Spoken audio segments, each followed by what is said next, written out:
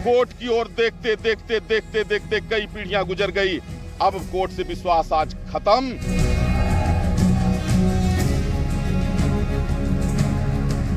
पूरा देश के जनता के भी लग रहा है कि लटका रहे हैं लोग। इससे ऐसा लगता है कि या तो अपनी जिम्मेदारियों से बचना चाहते हैं, विश्वास जो है व्यवस्था से हट रहा है। कि गगोई को भी अपना नाम वापस ले लेना चाहिए कि मैं इस सुनवाई में नहीं रहूंगा। हम कोर्ट से आग्रह करते रहेंगे जल्दी फैसला करो। हम सरकार से कहेंगे कानून लाओ। प्रधानमंत्री जी के बयान के बाद भी कहेंगे कि लाओ।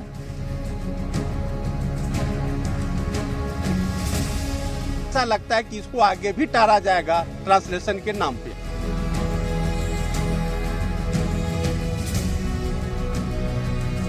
ना डिले करोगे वो अन्याय ही होगा और संविधान का अपमान होगा।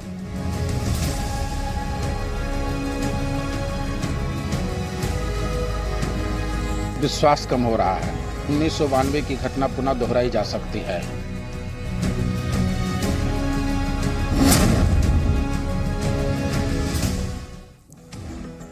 नमस्कार, आप देख रहे हैं जी न्यूज। मैं हूं आपके साथ में मानसा मलिक। बरसों से अयोध्या में टेंट से मुक्ति मिलने का रामलला का इंतजार और बढ़ गया है। सुप्रीम कोर्ट से रामलला को नई तारीख मिली है।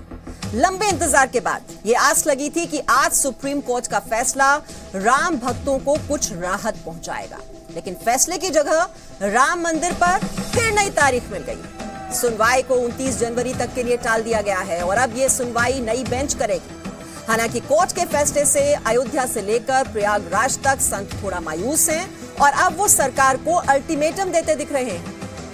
पश्चिम पद्धत के महंत महेश्वर दास ने कहा है कि कोर्ट से तारीख पर तारीख मिल रही है। ऐसे में सरकार को अब सोचना चाहिए कि कहीं ऐसा ना हो कि संतों का सब्र टूट जाए।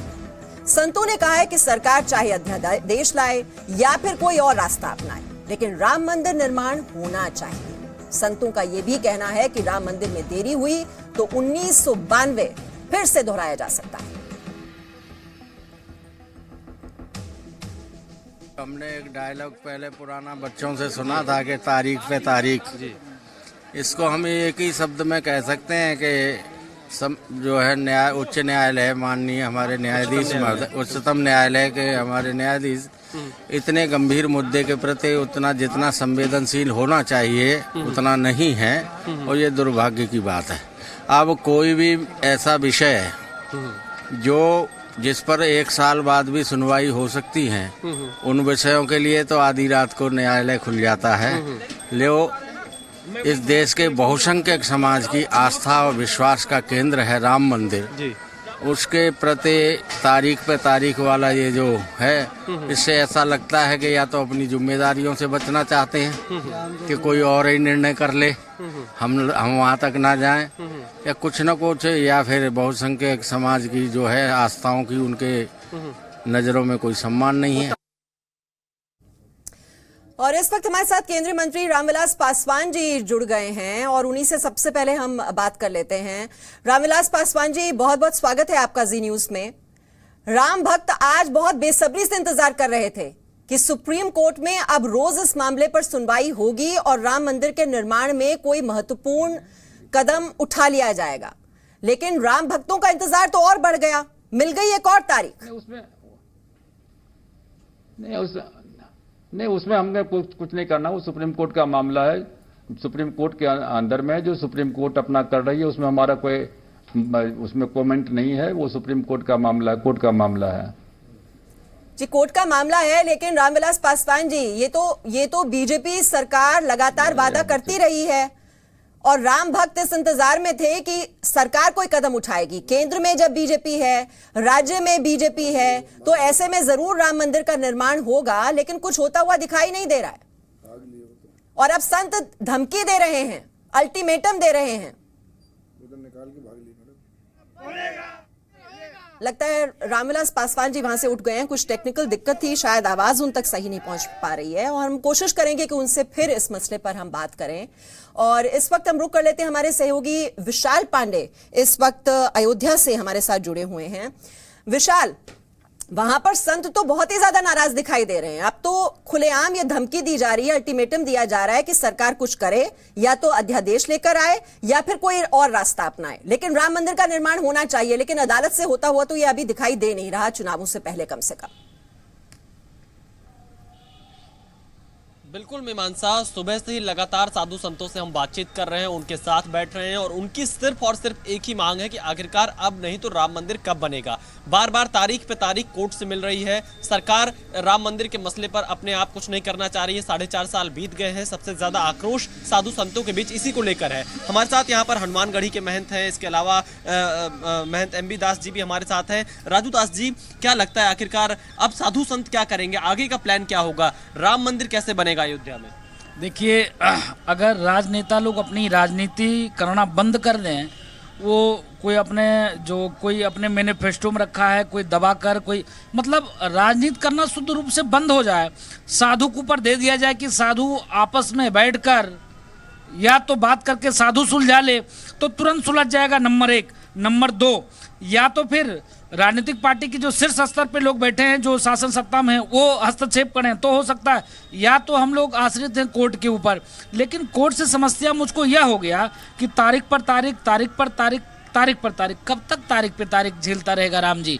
राम जी टेंट में रह रहे हैं, हम तो महल में रहते हैं, मठ मंदिर में हैं, देखिए ठीक ठाक कपड़े भी पहने हैं, लल्लन टाप है, लेकिन जब उनके वस्त्र फट जाते हैं तो उच्च न्यायालय से बदलवाने में 6 महीने लग जाता है। वहाँ पे ये स्थिति है, तुलसी पत्र ताजा वहाँ नहीं जा पाता है पूजन के लिए। तो शुद्ध रूप से राजनीतिक दल के लोग राम जी को कैद में रखे हुए हैं। बिल्कुल दिखाई दे रहा है जो वहां पर संत हैं उनमें बेहद नाराजगी है इस बात को लेकर कि ये मामला इतना ज्यादा टल क्यों रहा है। पूर्व सांसद और राम मंदिर न्यास के संत रामविलास वेदांती ने चीफ जस्टिस रंजन गोगोई के बेंच में होने पर ही सवाल खड़ा किया है। उन्होंने कहा कि गोगोई पूर्व कांग्रेस सीएम के बेटे हैं और कांग्रेस नहीं चाहती कि इस मामले पर फैसला जल्द हो।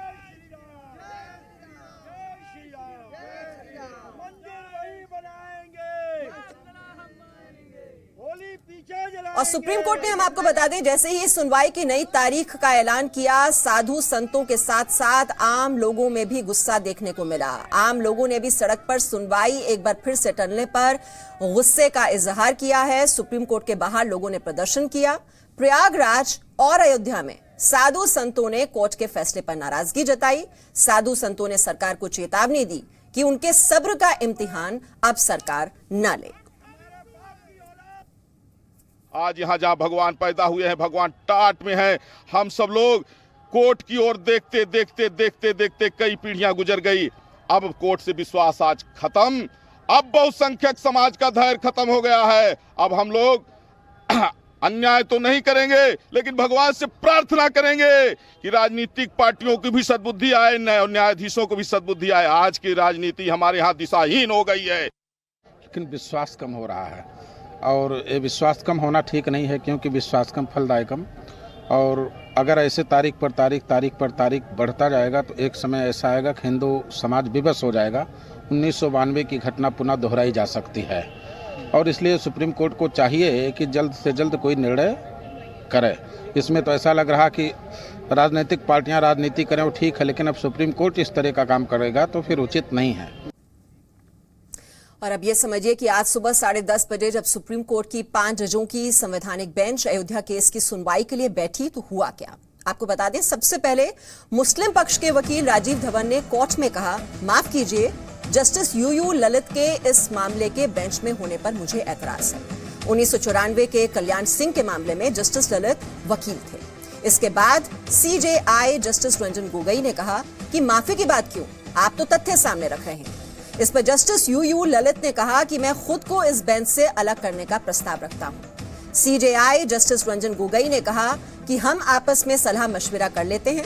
हालांकि सलाह मशविरा के बाद जस्टिस यूयू ललित ने कह दिया कि मैं खुद को इस बेंच से अलग करता हूं। इसके बाद चीफ जस्टिस रंजन गोगोई ने कहा कि अब इस मामले में नई बेंच बनेगी जो 29 जनवरी को सुनवाई करेगी। साथ ही चीफ जस्टिस ने यह भी कहा कि सुप्रीम कोर्ट की रजिस्ट्री कोर्ट को रिपोर्ट देगी कि सभी अनुवाद कब तक पूरा होगा।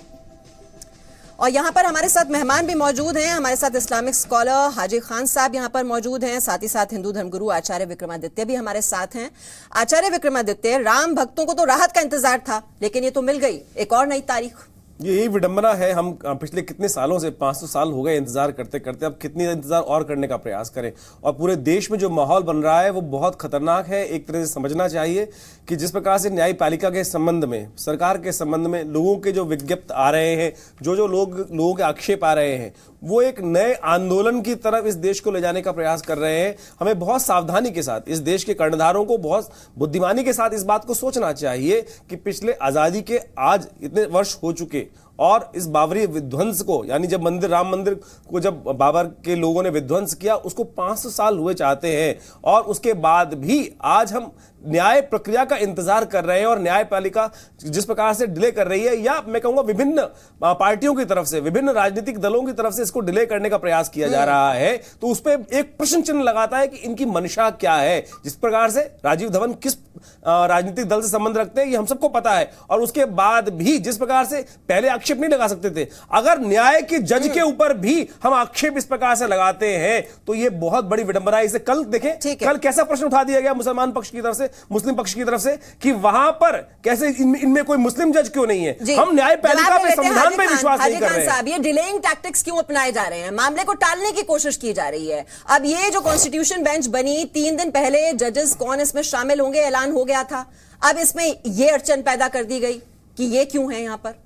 देखिए मैडम, जो न्यायालय है वो अपने एतबार से चलता है, और न्यायालय ने जो बेंच बनाई उस बेंच पर एतराज़ हुआ तो उन्हीं में से लोगों ने ये कहा कि खुद उसने जस्टिस ललित जी ने कहा कि मैं इससे हटता हूँ, क्योंकि संविधान के एतबार से चलेगा, मेरे कहने से या गुरुजी के कहने से या देश के और किसी आदमी से कहने से संविधान नहीं चलेगा। संविधान की एक प्रतिक्रिया होती है, उसके एतबार से वो चलता है। बात ये कह दी जाती है कि मुस्लिम पक्ष, मैं ये पूछ रहा हूँ, सरकार इनकी, उत्तर प्रदेश में राष्ट्रपति इनका, प्रधानमंत्री ने बयान दिया है, इनका या आपका नहीं होता है, प्रधानमंत्री देश का होता है। कोर्ट सबसे पहले अपने एतबार से करेगा, कोर्ट का दबाव, मुझे ये समझ नहीं आ रही है, दबाव बांटने की बात कहां से की है? नहीं, कोर्ट का फैसला तो आप आने नहीं दे रहे। ये देखिए बांटने का फैसला ही नहीं, ये बांटने की व्यवस्था है कि इनके और आपके क्या हो रहा है कि हमारा मतलब ये कहा जा रहा है मौलाना साहब की तरफ से कि प्रधानमंत्री इनके, यानी प्रधानमंत्री देश का नहीं है। ये हिंदू और मुसलमान के अंदर जिस प्रकार की जो विभाजन करने की बात आ रही है, देश का प्रधानमंत्री संवैधानिक तौर पे कोई तलवार के बल पे चुना हुआ प्रधानमंत्री या राष्ट्रपति पद पे बैठा हुआ व्यक्ति नहीं है। इस बात को समझें। आप ये बताइए कि मंशा जो किसके मैनिफेस्टो में था? नहीं, किसके क्या सुप्रीम कोर्ट के मैनिफेस्टो में था या मुसलमानों के मैनिफेस्टो में नहीं था कि राम मंदिर? सुनिए जरा, दिल पर हाथ रखकर जवाब दीजिए, मुस्लिम जज क्यों नहीं है? ये सवाल उठना लाजमी है क्या? उसको ये जस्टिफाइड है क्या? उसको रिजेक्ट कर दिया सुप्रीम कोर्ट ने, ऐसी कोई जरूरत नहीं है। रिजेक्ट कर दिया, पर सवाल तो उठाया गया ना। मंशा नियत क्या है? पक्ष अपनी राय रख सकता है। नहीं, मुझे एक बात बताइए, ऐसे प्रश्न को यहाँ उठाना उसकी जरूरत ही नहीं है। आज जितने भी जो माननीय सर्वोच्च न्यायालय में जज आए, वो सर्वोच्च पद पे बैठे हुए, वो कभी ना कभी वकील रहे और कभी ना कभी किसी ना किसी से संबंध रहे। अगर इस बात पे संवैधानिक शपथ लेने के बाद उस संवैधानिक पद पे आता है, कीमत की बात ये मेरी नंबर संवैधानिक पद पे बैठा हुआ व्यक्ति शपथ लेकर उस पद पे आता है, उसके बाद भी आप उसके ऊपर आक्षेप लगा रहे हैं, तो मुझे लगता है कि बड़ा विचित्र है। दोनों शांत हो जाइए, दोनों शांत हो जाइए। अभी सवाल आपसे मैं और भी करूंगी, लेकिन अभी हम ब्रह्म प्रकाश दुबे का रुख कर लेते हैं, जो प्रयागराज में इस वक्त मौजूद हैं।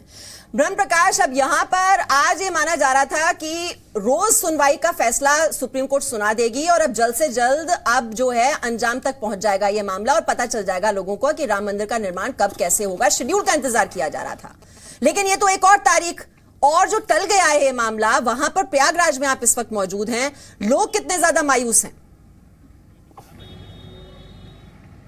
और साधु संत कितने मायूस हैं?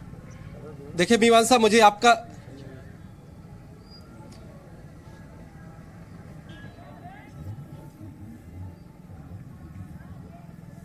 जी ब्रह्म, मेरी आवाज आप तक पहुंच पा रही है?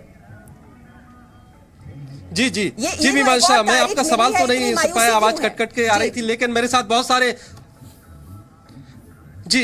बहुत सारे साधु संत भी हैं और आम लोग भी हैं जो प्रयाग में पहुंचे हैं। उन सबसे जानते हैं, क्योंकि लगातार हम सुबह से लोगों से बात कर रहे हैं, खासकर साधु संत फिर से तारीख को लेकर निराश हैं। आप मुझे बताइए, क्या कहेंगे इस फैसले को लेकर? लंबा खिंच रहा है, निराशा की भावना?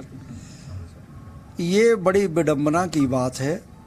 हमारे यहाँ जो भी कुछ होता है जी, उसके ऊपर कोई ना कोई कारण छिपा होता है।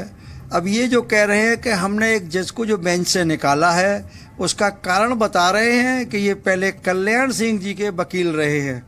अब ये बताइए, वकील का तो एक पेशा होता है, आज आपका वकील है कल उसका वकील है, वो तो दुश्मन का भी वकील बनेगा भाई, उसका पेशा है। अब इसका ये तो मतलब नहीं है कि वो उससे बाउंड हो गया और बोलते हैं कि ये जज जो है उस बेंच में नहीं आ सकता। आपको लग रहा है लंबा खिंच रहा है?